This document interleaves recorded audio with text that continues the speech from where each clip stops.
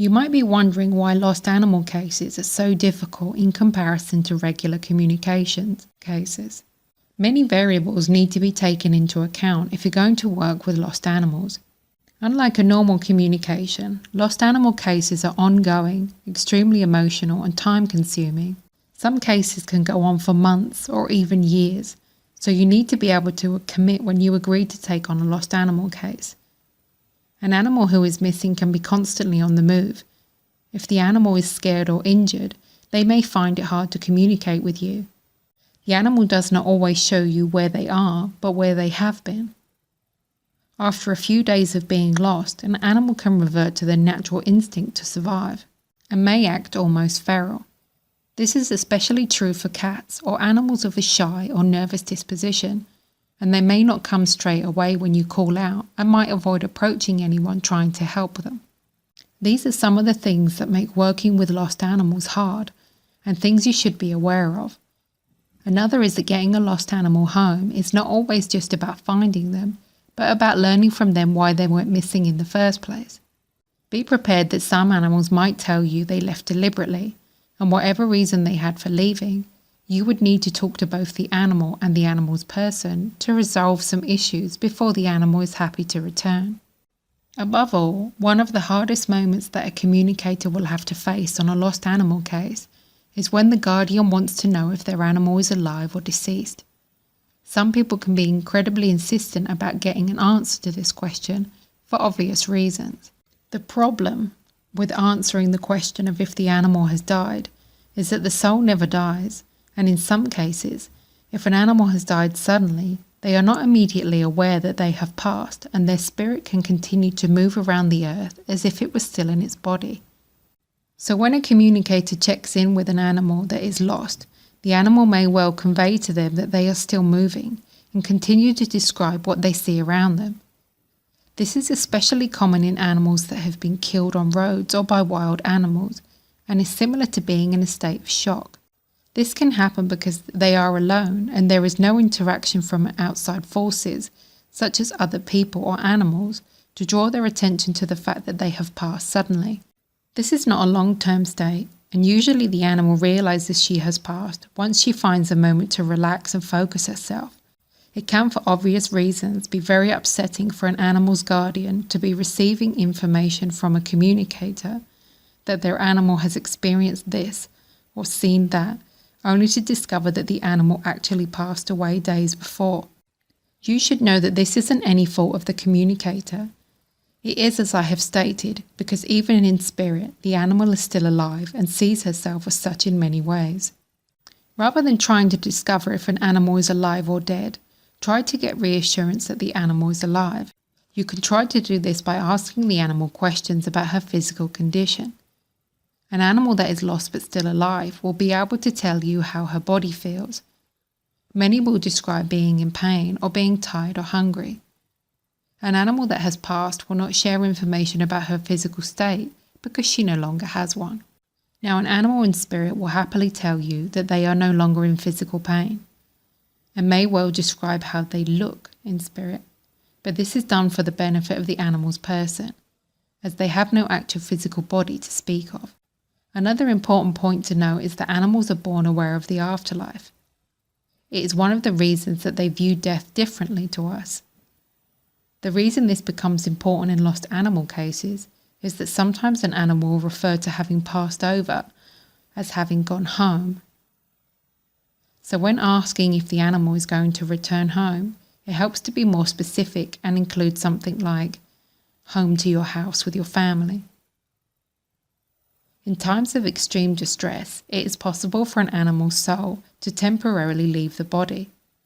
If a communicator were to check at this moment if the animal is in her physical body and receive a no, the communicator might wrongly tell the animal's person that their animal has left her body.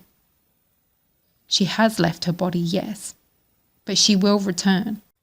And what if her person is now no longer looking for her because they believe her to have passed away? Maybe the animal is in extreme pain and so temporarily left her body, but is still very much alive.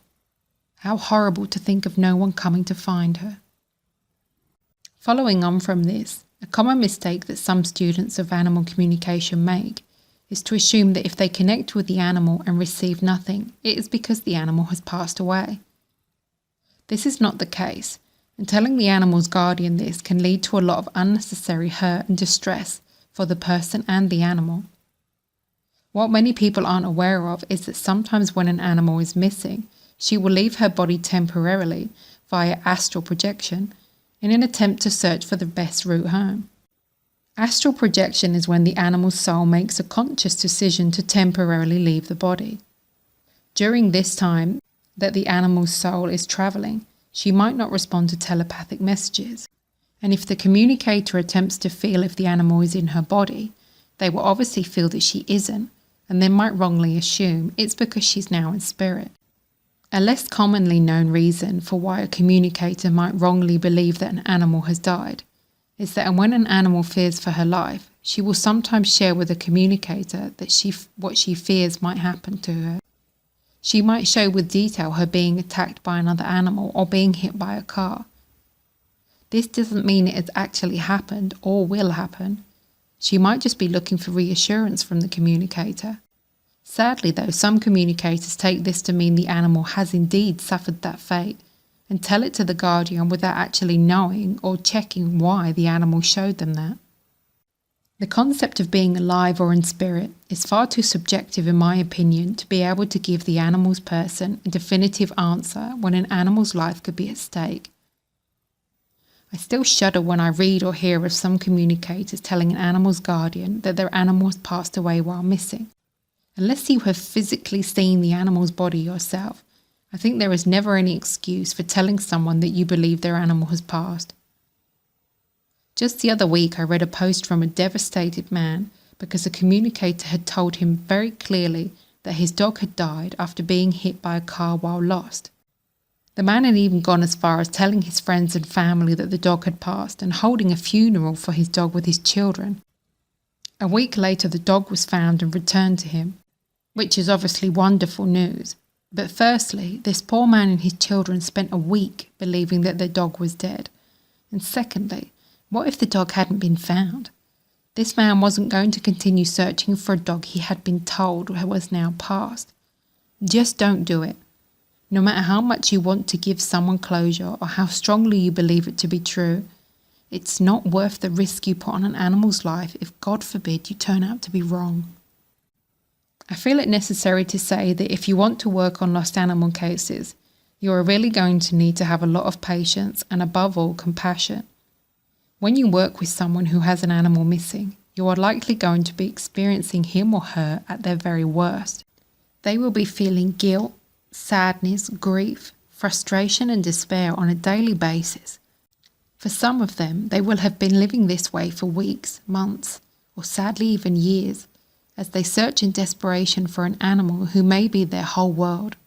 You should know that if you work on these cases, you would likely come across people who are rude, impatient, maybe even ungrateful. It helps to know, though, that they might have been made that way through disappointment after disappointment.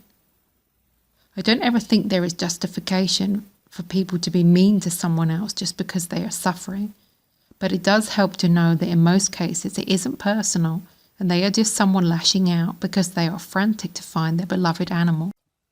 Obviously, if someone continues to disrespect you in any way, I would always advise that you wish them well and walk away.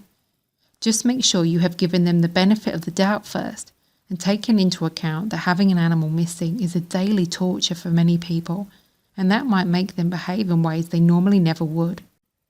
Likewise, if you are the guardian of a lost animal, try not to overwhelm the communicator you are working with. Having an animal missing causes a huge amount of anxiety and worry, but please avoid contacting a communicator every hour of the day and night for updates about your case, or to insist that they give you certain information or expect them to perform miracles. If someone is working on your case, it is likely because they really want to help you.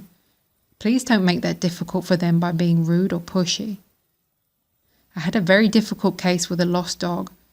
The dog had already been missing quite some time by the time I was contacted, and the dog's person had already spoken to dozens of different mediums and psychics, all of whom had been unsuccessful.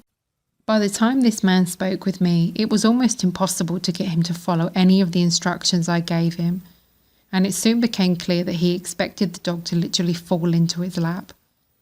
The information I received from the dog led us to believe that she wasn't missing anymore and had been taken in by someone else, which matched with what the guardian himself believed to have happened, as there had been no sightings of her for some time.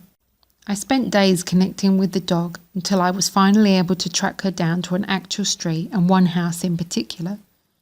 I will not go into any more detail than that, but sadly to say, the guardian had his own reasons for not wanting to check the house, and that was when I decided to withdraw from the case. I check from time to time and I see that the dog is still missing. It's been 5 years now, and I so hope that this poor man gets closure one day.